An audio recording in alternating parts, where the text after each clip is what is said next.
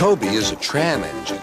He has cow catchers and side plates and doesn't look like a steam engine at all. He takes freight cars from farms and villages to the main line and is cheerful to everyone he meets.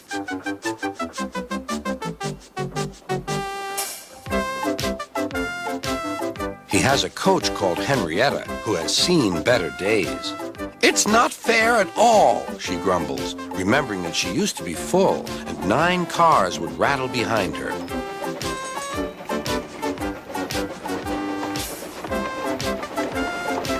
Now there are only 3 or 4, for the farms and factories send their goods mostly by truck. Toby is always careful. The cars, buses, and trucks often have accidents. Toby hasn't had an accident for years, but the buses are crowded and Henrietta is empty.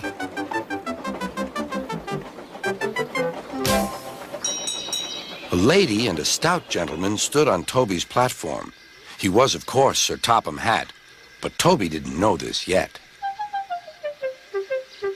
"Come on, grandfather," cried the children. "Do look at this engine." "That's a tram engine, Stephen," said Sir Topham Hatt. "Is it electric?" asked Bridget. "Whoosh!" hissed Toby. "Shh," said her brother. "You've offended him." "But trams are electric, aren't they?" "They are mostly, but this is a steam tram." "May we go in it, grandfather, please?" "Stop," said Sir Topham Hatt to the conductor. They all scrambled into Henrietta.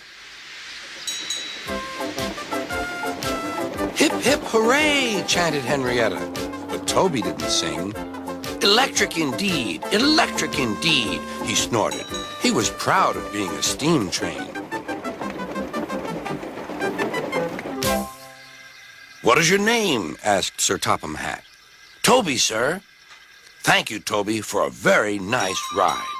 "Thank you, sir," said Toby. He felt better now. This gentleman, he thought, is a gentleman who knows how to speak to engines. The children came every day for 2 weeks. Sometimes they rode with the conductor, sometimes in empty cars. On the last day of all, the driver invited them into his cab. All were sorry when they had to go away. And Sir Topham Hatt and his family thanked everyone. "Come again soon," replied Toby. We will," called the children. And they waved till Toby was out of sight. The months passed. Toby had few cars and fewer passengers. "Our last day, Toby," said his driver one morning. "The manager says we must close tomorrow." That day, everyone wanted the chance of a last ride.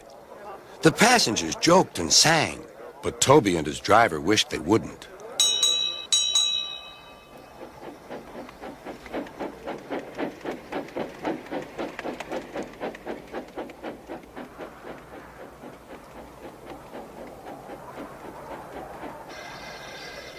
"Goodbye, Toby," said the passengers afterwards. "We're sorry your line is closing down."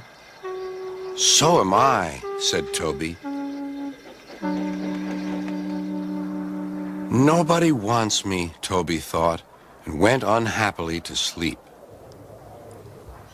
Next morning, the shed was flung open, and old Toby woke with a start to see his driver waving a piece of paper at him. "Wake up, Toby," he shouted excitedly. "The mail has just arrived, and there is a letter for us from the stout gentleman. Maybe it's good news."